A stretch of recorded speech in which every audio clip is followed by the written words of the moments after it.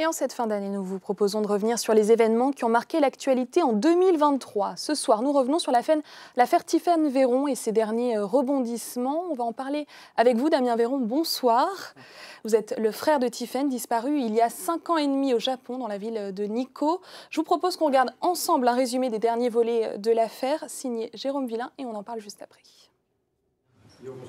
Nous sommes le 14 novembre dernier au Japon. Ce que vous voyez, ce sont les excuses publiques et médiatisées du gouverneur de Tochigi, la province japonaise où Tiphaine Véron a disparu le 29 juillet 2018. C'est un événement exceptionnel car le gouverneur a non seulement demandé pardon concernant la disparition de Tiphaine, mais il s'est aussi engagé à transmettre l'intégralité des documents en sa possession. Pour Damien, le frère de Tiphaine, c'est peut-être le début de la fin des difficultés rencontrées auprès des autorités nippones, jusqu'ici réticentes à aider la famille Véron. Sur place, Damien rappelle dès que possible le lien fort qui existait entre sa sœur et le Japon, avec pour objectif de rallier l'opinion publique. Beaucoup tombent amoureux du Japon pour les mangas ou des choses comme ça. Elle, c'est vraiment pour la langue, pour vraiment la culture japonaise principalement.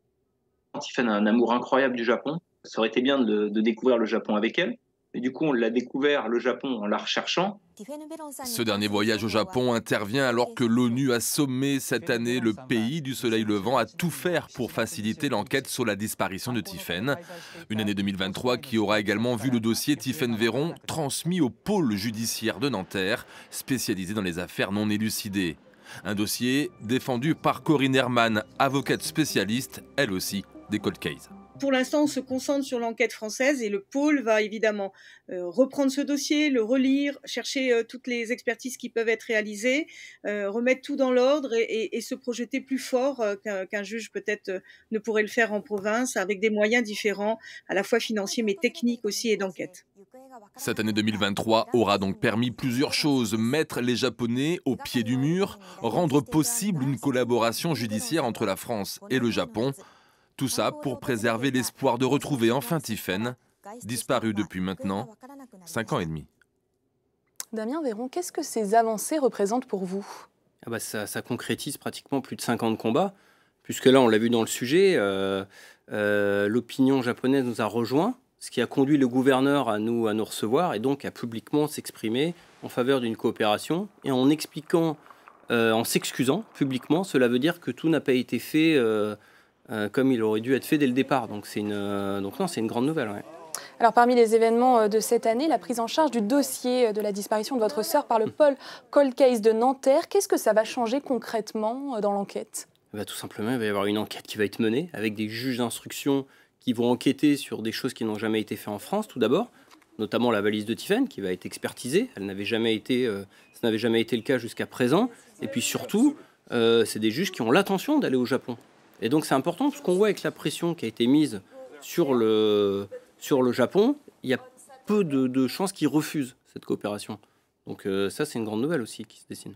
Alors vous vous mobilisez depuis le début de la disparition de votre sœur, vous multipliez les manifestations, vous interpellez régulièrement également les politiques. Votre dernier voyage au Japon remonte donc à novembre dernier. 5 ans et demi après, qu'est-ce que vous espérez trouver ? Est-ce qu'il y a encore des éléments qui pourraient faire avancer l'enquête sur place ? Mais oui, en fait, c'est terrible. Tout ce qui concerne le volet criminel, il y a énormément de choses qui n'ont jamais été exploitées.